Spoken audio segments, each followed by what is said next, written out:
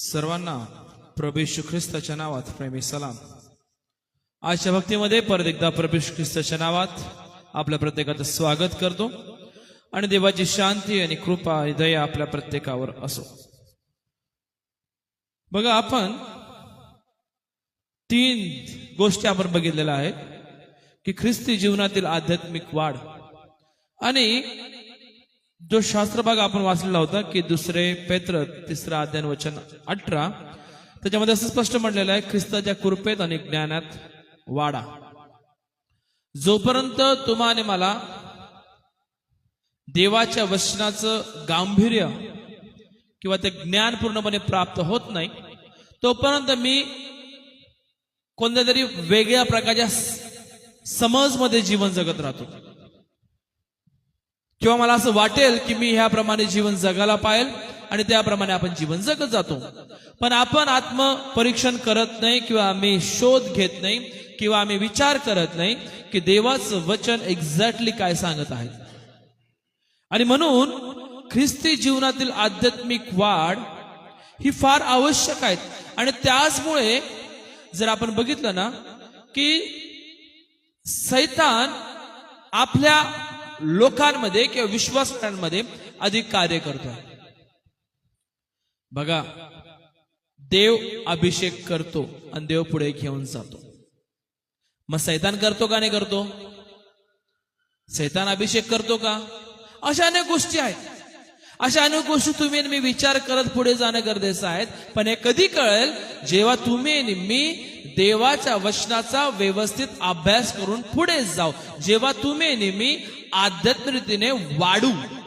जोपर्यंत वाढणार नाही तोपर्यंत आमच्यामध्ये अनेक प्रकारची कमतरता पाहायला भेटेल। म्हणून आपण बघितलेलं होतं की आध्यात्मिक भूक जागृत करणे, निर्णय घेणे।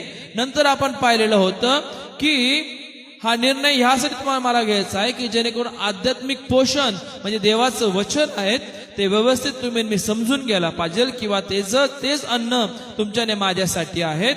व नंतर आपण बघितलेलं होतं की प्रार्थनेद्वारे देवाशी जोडतो, किंवा प्रार्थनेद्वारे देवाशी जोडणे।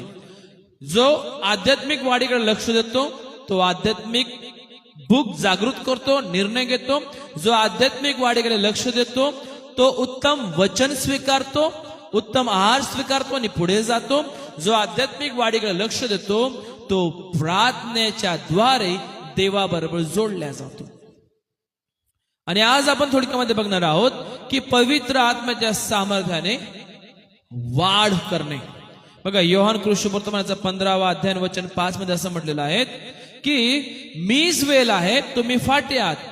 जो माझ्यात राहतो आणि मी ज्याच्यामध्ये राहतो तो पुष्कळ फळ देतो, कारण माझ्यापासून वेगळं असल्यास तुम्हाला काही करता येत नाही। बघा, ह्या ठिकाणी जर आपण बघितलं की माझ्याशिवाय काही करू शकत नाही। पवित्र आत्म्याच्या सामर्थ्याने वाढणे। जोपर्यंत तुम्ही नेहमी देवामध्ये जोडलेले नाहीत, जोपर्यंत तुम्ही नेहमी देवामध्ये मुळावलेले नाहीत, तोपर्यंत तुम्ही नेहमी आध्यात्मिकतेने वाढू शकत नाही। बघा, जर आपण मंडळीचं उदाहरण घेतलं तर मंडळीची यादी आहे, आणि त्या यादीप्रमाणे आम्ही एकमेकांचा सन्मान करतो, किंवा आम्ही सांगतो की आमच्या मंडळीचा सदस्य आहेत। का? कारण त्यांचं नाव त्या यादीमध्ये आहे, आणि ज्यांचं नाव यादीमध्ये नाही आपण सांगू की आपल्या मंडळीचा सभासद नाही। त्याचप्रमाणे जोपर्यंत तुम्ही नेहमी ख्रिस्ताबरोबर जोडलेले नाही, जोपर्यंत तुम्ही नेहमी ख्रिस्तामध्ये राहत नाही, ख्रिस्तामध्ये वाढत नाही, ख्रिस्ताला जोडल्या जात नाही, तोपर्यंत तुम्ही नेहमी त्या सामर्थ्याने भरल्या जाणार नाही, तोपर्यंत तुम्ही नेहमी त्या पवित्र आत्म्याची फळं देणार नाही। बघा, आम्ही स्वतःच्या सामर्थ्याने किंवा स्वतःच्या शक्तीने आम्ही कधीच वाढू शकत नाही। जोपर्यंत पवित्र आत्म्याचं सामर्थ्य तुम्हाला मला प्राप्त होत नाही, तो पवित्र आत्म्याचं सामर्थ्य काय आहे? पवित्र आत्म्याचं सामर्थ्य म्हणजे ते तुम्हाला मला दोष दाखवतो, मार्गदर्शन करतो, आणि फलदायी जीवन घडून तो पावित्र्याने परिपूर्ण करत तुम्हाला मला स्वर्गाच्या राज्याकडे घेऊन जातो। एक फक्त बाह्य धार्मिकता नाही, एक बाह्य धार्मिकता नाही, पण सामर्थ्याने भरण्यासाठी आणि देवाचा जय जयकार करण्यासाठी। मग या ठिकाणी स्पष्ट म्हटलं, मीच वेल आहे, तुम्ही फाटे आहात। जो माझ्यात राहतो मी त्याच्यामध्ये राहतो, तो पुष्कळ फळ देतो, कारण माझ्यापासून वेगळे असल्यास तुम्हाला काही करता येत नाही, काही करता येत नाही. जर ती फांदी किंवा तो फाटा काढून बाजूला टाकला तर काय होतो? सुकून जाईल, ती फांदी सुकून जाईल. शेवटी ती फांदी कुठे कामात येईल? जाळण्यासाठी. अग्नी, आणि अग्नी तुलना आम्ही कुठे करतो? नरकाबरोबर. ही गोष्ट लक्षात ठेवणं गरजेचं आहे. ती फांदी अग्नीत टाकण्यात येईल, जाळण्यासाठी उपयोग येईल. त्याचप्रमाणे ज्यांचं जीवन फलदायी नाही, ज्यांचं जीवन देवाच्या सामर्थ्याने व आत्म्याने भरलेलं नाही, त्यांचं जीवन कुठे टाकण्यात येईल? ही फार आवश्यक आहे. कारण आम्ही जगिक गोष्टीमध्ये अटकून जातो, जगिक गोष्टीमध्ये वाढतो, जगिक गोष्टीकडे लक्ष देतो. जगिक सवय, जगिक व्यसन, जगिक अशा अनेक गोष्टी आहेत, त्याद्वारे आम्ही असा विचार करतो की आम्हाला सामर्थ्य प्राप्त होईल. पण लक्षात ठेवा, जोपर्यंत तुम्ही नेहमी देवाच्या वचनामध्ये मुळावलेले राहत नाही किंवा जात नाही, तोपर्यंत तुम्ही नेहमी त्या सामर्थ्याने भरल्या जात नाही. पण त्याच्यासाठी तुम्हाला मला ख्रिस्ताजवळ यावं लागेल. प्रार्थना काय करते? देवाबरोबर जोडते. या ठिकाणी काय म्हटलं? मीच वेल आहे तर तुम्ही फाट आहेत, म्हणजे ते एकमेकांबरोबर जोडलेले आहेत. आणि तुम्हाला मला जोडण्यासाठी तुम्हाला मला प्रार्थनेमध्ये राहावं लागेल. तुम्हाला मला प्रार्थनेच्या द्वारे देवाबरोबर कनेक्ट व्हावं लागेल. फक्त प्रार्थना सकाळी 1 मिनिटाची करून देवा आभारी आहेत की सुंदरशी सकाळ दाखवली, पूर्ण रात दिवसभर सांभाळ कर, आमेन, नाही. आम्ही किती उपासनी प्रार्थनेमध्ये राहतो, आम्ही किती देवाच्या सामर्थ्यामध्ये राहतो, आम्ही किती वेळ प्रार्थनेमध्ये येतो. मला आनंद वाटतो जे आपले जुने पाळक, जे मोस्ट सिनियर पाळक आहेत, जर आपण त्यांची प्रार्थना ऐकली, जर ते चर्चमध्ये करतात, संध्याकाळच्या प्रार्थनेमध्ये किंवा सकाळच्या वैयक्तिक प्रार्थनेमध्ये, आपण मदतीच्या प्रार्थनेमध्ये सर्वांचे नाव आपण सहसा घेत नाही, पण जे सिनियर पाळक आहेत त्यांच्या वैयक्तिक प्रार्थनेमध्ये जर घरी प्रार्थनेला बसले तर 1-1, 1.5 तास ते प्रार्थनेत उठत नाही. का? प्रत्येक मंडळीतल्या सभासदांचे नाव घेऊन ते प्रार्थना करतात, आणि तेही कामासोबत, की ते काय काम करतात, ते कुठे राहत आहेत, काय करत आहेत. त्यांना कंटाळा येत नाही, पण ते सामर्थ्याने प्रार्थना करतात ह्यासाठी की माझ्या मंडळीतले लोक पवित्र आत्म्याने देवाच्या वचनाने भरल्या जावा म्हणून. पण आज मी काय सांगू की देवा शादा मंडळीला तुझ्या हातामध्ये घे बस, आमेन. आपण वैयक्तिक रीतीने देखील आपल्या प्रियजनांसाठी प्रार्थनेमध्ये वेळ घालवायला पाहिजे. तेव्हा तुम्ही आणि मी देखील एकमेकांबरोबर जोडल्या जातो, आणि जो प्रार्थना करत आहेत तो देखील देवाबरोबर जोडल्या जातो. आम्ही किती देवामध्ये राहून पुढे जात आहोत याकडे अधिक लक्ष लावणं गरजेचं आहे. लक्षात ठेवा की मीच वेल आहे, तुम्ही फाटे आहात, आणि जो ख्रिस्तामध्ये राहतो त्याचं जीवन फलदायी राहतं, तो फळ देणार राहतो. लक्षात ठेवा की देवाचा आत्मा जो आहे तो तुमचं आणि माझं जीवन फलदायी करतो. म्हणजे देवाचा आत्मा तुम्हाला मला जोडतो, पवित्र आत्मा तुम्हाला मला त्या त्रेकत्वामध्ये घेऊन जातो. लक्षात ठेवा, वेगळं करत नाही, वेगळं करत नाही. का वेगळं करत नाही? कारण तोच आत्मा तुम्हाला मला सामर्थ्य देतो, दोष दाखवतो आणि उत्तम रीतीने मार्गदर्शन करतो, यासाठी की तुम्ही आणि मी त्या वचनामध्ये मजबूत व्हायला पाहिजे. आता आम्हा प्रत्येकाला कळतं, पण जर कळून सुद्धा जरी आपण ते करत आहे ते चुकीचं आहे, ते पाप आहेत. लक्षात ठेवा,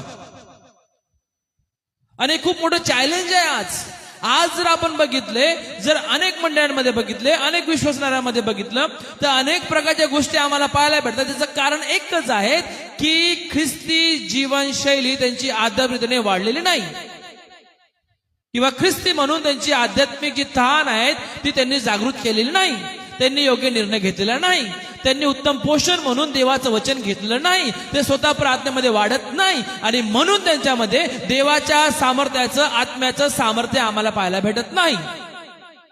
या गोष्टी फार आवश्यक आहेत, फार आवश्यक आहेत. म्हणून पेंटेकॉस्टचा दिवस ज्यावेळेस तुम्ही मी साजरा करतो ते हे प्रगट करते की शिष्य एका ठिकाणी बसलेले होते आणि बाहेर जात नव्हते. आत्माला नंतर सामर्थ्याने बाहेर गेले आणि प्रभू येशू ख्रिस्त कोण आहेत हे सांगू लागले. देवाचा आत्मा तुम्हाला मला मागे घेऊन जाणारा नाही, तर सामर्थ्याने पुढे घेऊन जाणार आहेत. देवाचा आत्मा तुम्हाला मला कमजोर करणारा नाही, तर मजबूत करणार आहेत. जे कमकुवत आहेत त्यांना सामर्थ्याने भरणार आहेत. पण आम्ही सांगू की पेंटेकॉस्ट बापरे काय झालं आता आहे. आणि फार दुःखाची गोष्ट आहे. आज तुम्ही नेहमी त्या देवाच्या सामर्थ्यामध्ये वाढणे गरजेचं आहे. आणि जेव्हा तुम्ही नेहमी त्या देवाच्या सामर्थ्यामध्ये वाढतो ना, जेव्हा तुम्ही नेहमी त्या प्रभूमध्ये राहतो ना, तर तुम्ही नेहमी त्या पवित्र आत्म्याची फळं देत पुढे जातो. लक्षात ठेवा की पवित्र आत्म्याचे सामर्थ्य यात वाढणे म्हणजे प्रभू येशू ख्रिस्ताबरोबर जोडले जाणे. आणि जेव्हा तुम्ही नेहमी प्रभू येशू ख्रिस्ताबरोबर जोडल्या जातो, तेव्हा तुम्ही नेहमी त्या पवित्र आत्म्याच्या सामर्थ्याने भरत त्या पवित्र आत्म्याच्या द्वारे जे निष्पन्न होणारे फळ आहेत त्याच्यामध्ये वाढतो. ते कोणती फळ आहेत?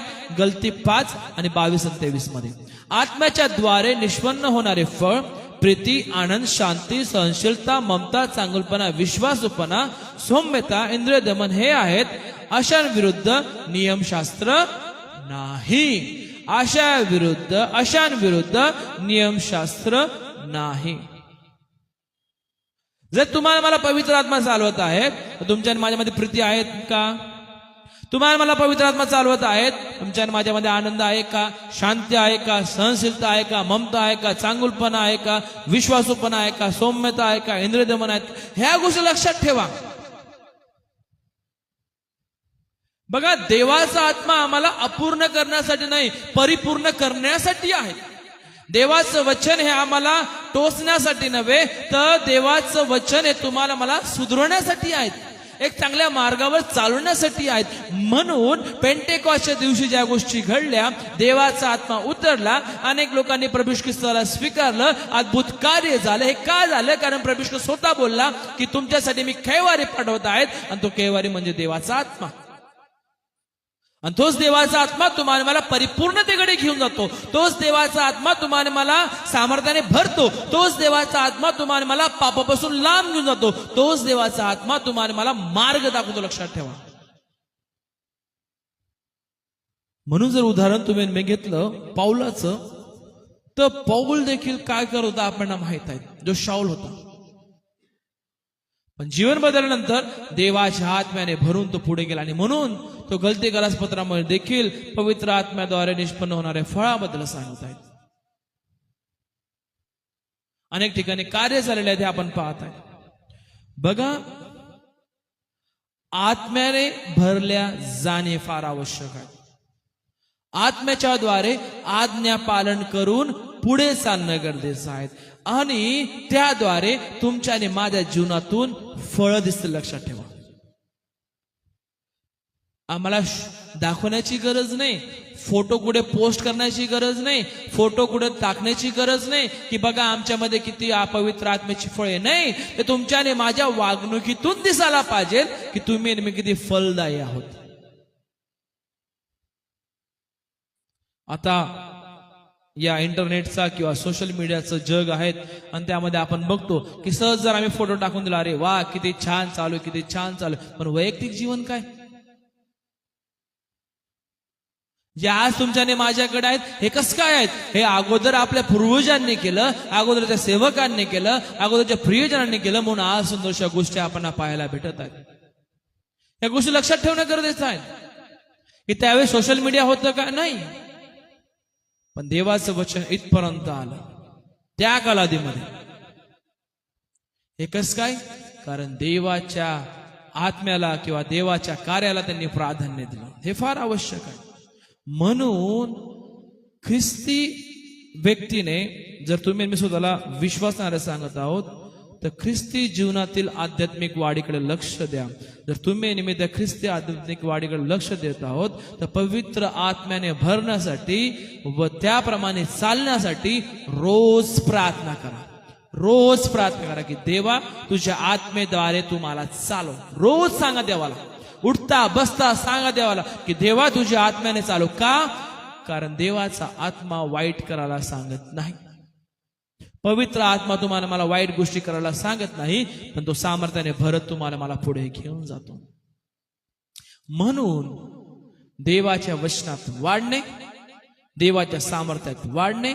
मीच वेल आहे तर तुम्ही फाटे आहात. जो माझ्यामध्ये राहतो मी त्याच्यामध्ये राहील. म्हणून तुम्ही आणि मी ख्रिस्ती जीवन जगत असताना आध्यात्मिक वाढीकडे लक्ष द्या, कारण तुम्हाला मला ख्रिस्तामध्ये राहायचं आहे. कारण ख्रिस्त तुमच्याने माझ्यामध्ये राहतो आणि तुम्ही मी पुष्कळ फळ देणारे बनू. त्या पवित्र आत्म्याच्या सामर्थ्याने भरण्यासाठी ख्रिस्तामध्ये राहणं फार आवश्यक आहे. त्याच्या व्यतिरिक्त दुसरं काहीच नाही. चला आपली आध्यात्मिक वाढ करू आणि देवाचा जय जयकार करू. प्रभू करो आपल्या प्रत्येकाला या छोट्याशा लहान मनन चिंतनाद्वारे प्रभू आपल्याला आशीर्वादित करू. Thank you and may God bless you all.